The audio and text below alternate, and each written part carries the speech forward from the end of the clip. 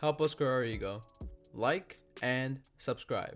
It's in theaters now, coming this summer. An aging Chinese immigrant is swept up in an insane adventure where she alone can save the world by exploring other universes, connecting with the life she could have led. Unfortunately, this sweeps her up into an even bigger adventure when she finds herself lost in the infinite worlds of the multiverse. Welcome back, guys. I'm Eddie. I'm Jit. And I'm Oos. And today we'll be reviewing Everything Everywhere All at Once. Before we get to that, make sure to keep liking, subscribing, turn on post notifications, and remember, leave a comment down below on what you think. We want to hear your response as well. First and foremost, this has got to be one of the craziest films I've seen in my life and just this year alone. Michelle Yeoh deserves an Oscar for this role, and I will forever stand on that. Honestly, all thanks to the Daniel Bros. For those who are aware, the Daniel Bros have created Swiss Army Man, which is one of the most creative and authentic movies I've ever seen. And underrated. Two brothers. It's just called Two Brothers. And this movie just takes that and bumps it up like crazy. I can't tell you that I've seen a movie like this in my life. You know, coming out of Swiss Army Man, I thought that premise was really absurd, but coming out of this one, this was insane, and it was all better for it. I absolutely was floored with this movie. It is one of the craziest movie experiences I've ever had. One of the craziest movies I've seen ever. I can't wait till this movie stands the test of time. You might hear the title Everything Everywhere All at Once and think, wow, this is wacky, but this title fits so perfectly with the themes of this movie. And even after my initial watch, I just kept, for a week straight, I just kept finding myself thinking about this movie. Like, it really hit me like on a personal level. Yeah, it's definitely a movie that you have to let it sit with you and you gotta sleep on it, just because there's just so much on the screen. There's so much to think about. And considering this is a multiverse film, which seems to be the hot trend right now with Doctor Strange coming out and No Way Home doing the numbers it did, this is kind of like the indie approach to that, and I think the Daniels nailed it on the head. Thank you. Because it takes a theme so simple like love and family, and he just inject it into this usually messy and convoluted genre that are time travel and multiverse movies.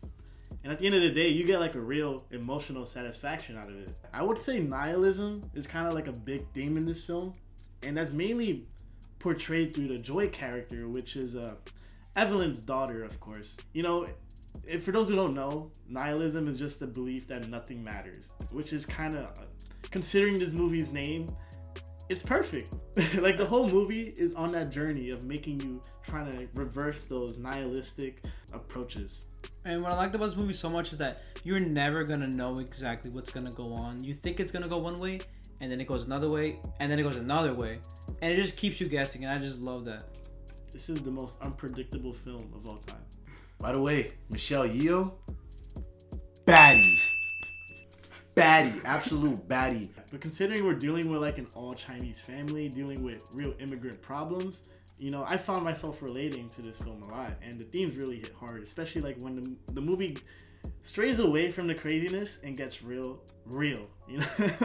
Like, it hit me emotionally, specifically. Yeah, it definitely balances their tones really well. And the movie is essentially telling you either live with regrets or just live in the now. Jamie Lee Curtis also starred in this film, and she had a prominent role. All of her scenes were actually like the more darker parts of the film.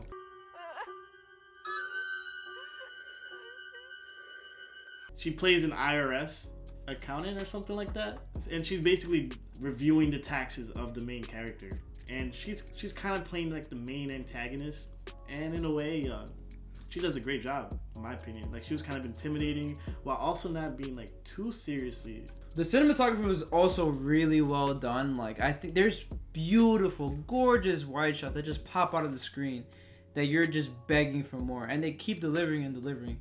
And I would love this movie to get some recognition during Oscar or award season, but I don't think it will get that just because it is a little too wacky and zany for the Oscars. Uh-oh, Richard!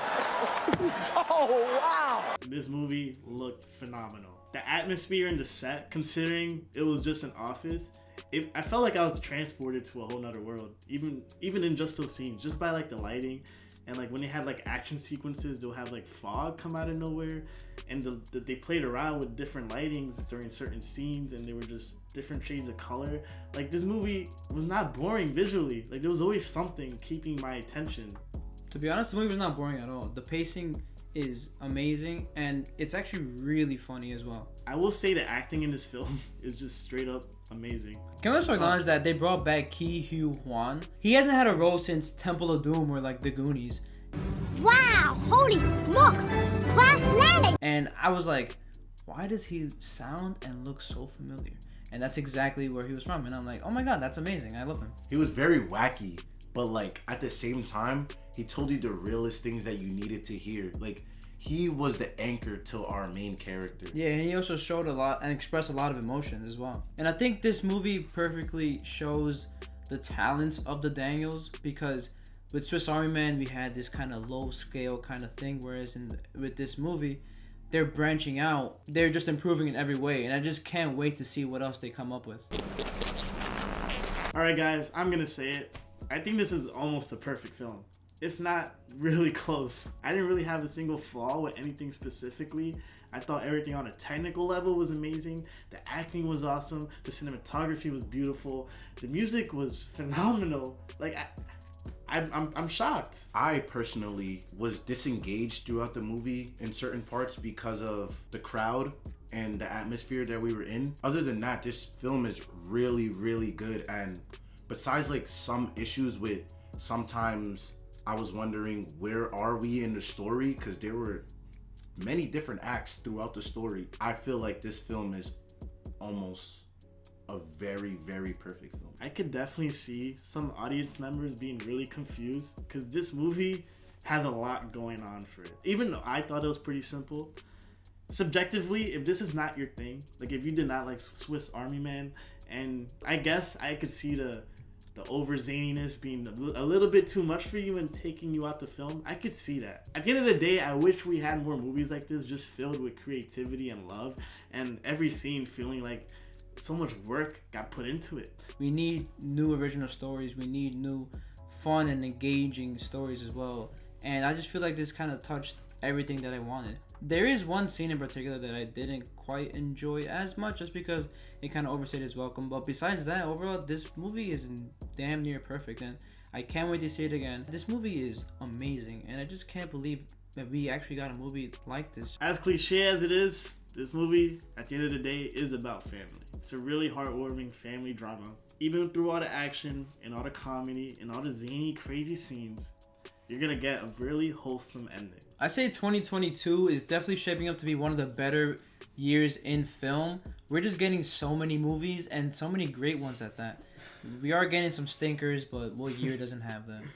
What would you guys rate this film? I hate to say it, but when a movie's a 5, a movie deserves a 5.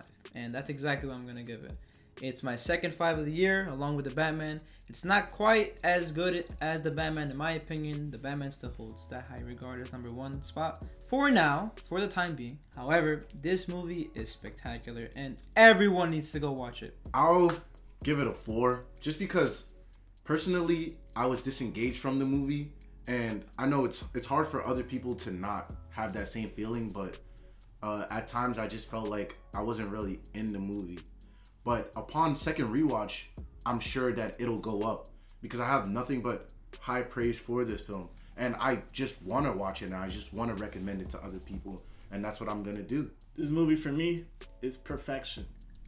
A24 out of 5. So there you have it. It gets the Eagles stamp of approval. Banger alert.